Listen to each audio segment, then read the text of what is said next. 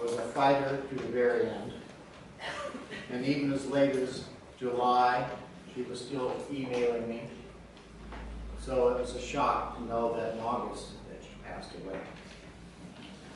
So today, I'm going to talk as slow as I can to help you follow me. But remember, sometimes people get excited, so if I start talking too fast, raise your hand. I'll slow down. Today, I want to talk about a new development, or perhaps what we call new development in public relations and marketing. And it goes back to an old concept. Although it's a new concept or a new development, it's an old concept, and it's called storytelling. And I think all of us are storytellers. And when you work in public relations or in marketing, communications, remember, first of all, you are a storyteller. And throughout history, for example, this cave dwelling from 25,000 years ago is a story. It's a story of man pursuing food, that sort of thing. And throughout history, the campfire, whenever people gathered, and they still do today, tell stories. And so we're talking about telling stories for our employers and for our clients. And so today we're going to talk about this development. I say public relations people today have to be expert storytellers. It has been said that next to hunger and thirst, our most basic human need is for storytelling. Or details make stories human. And the more human a story, the better. And so as you're thinking about working in public relations or in marketing, what stories can you think about relating to your employer that shares your employer or client's values, or its culture, or its brand essence? Because remember, people relate to products or to organizations on a very personal level. There's a relationship that has to be gained here. So we're going to talk about these stories. So the new paradigm is the internet and social media have revolutionized storytelling. How many of you have a mobile phone? Everybody, right? And just think about that mobile phone and all the applications that you have, right?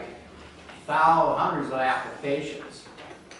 The iPhone store now has something like over 1 million applications you can buy or get free. Too many for me. But anyway, so the internet and mobile has revolutionized public relations and marketing to begin with. And it's revolutionized how we tell stories. And so organizations are now telling their stories through this sort of what we call brand journalism.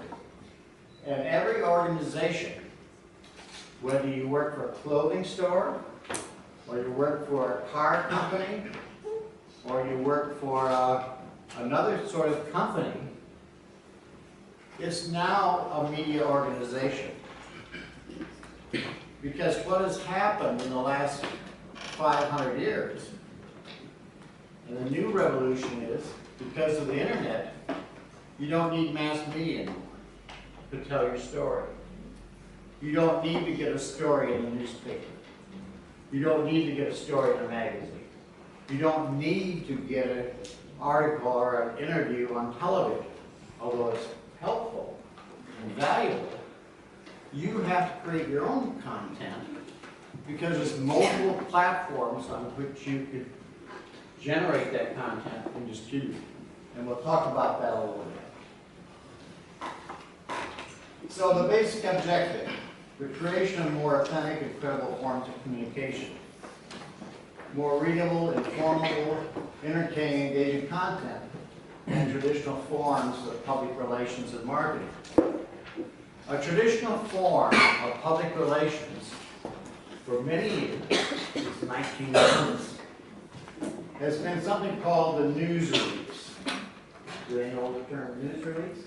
Yes. It's an announcement, right? And a company announces a new personnel manager or a new director of operations, or the news release says, we have the greatest new product in the world, right? All Class A now. That news release is still valuable for announcing something, but it isn't a story. It's an event. It's a new product. It's available now, period, and report. That's not a story. That's just one sentence. So basically, we have more readable forms of public relations now. Marketing, for a long time, has relied on paid advertising. And paid advertising will always be with us. We'll always have advertising and we'll always need it. But the point is, it only has certain functions. Advertising primarily has the function of creating awareness of a product. That the product is available or for sale. Primary purpose of advertising, to make people aware. And if you make it aware, then people take that ad and they start pursuing it further. For example, an advertisement is very valuable. If you're interested in the product, what do? You go to the internet. And at the internet, you look at the product, right? In the internet, you start talking about comments. On the internet, you start researching that product or that brand. So advertising still contributes to the idea that gives you the first way of searching for a brand or a product. So content marketing, what is content marketing? Well, my definition is a strategic marketing approach in creating and distributing relevant content to attract a clearly defined audience with the objective of creating a customer action. So what I'm doing in marketing now is creating some content, which I refer to as a story. And I'll tell you some examples of stories, because every company and every product has a story. And you have to make that story interesting from a human level, about the development of the product, about a case study about how to solve a problem for a company or for an individual, or how that product contributes to a better life for somebody, or enhances their life. So content marketing is essentially relevant content to a clearly defined audience.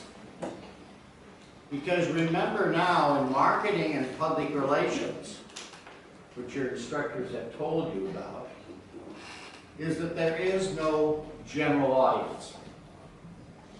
There is no mass audience anymore. We're now looking at particular audiences with certain characteristics.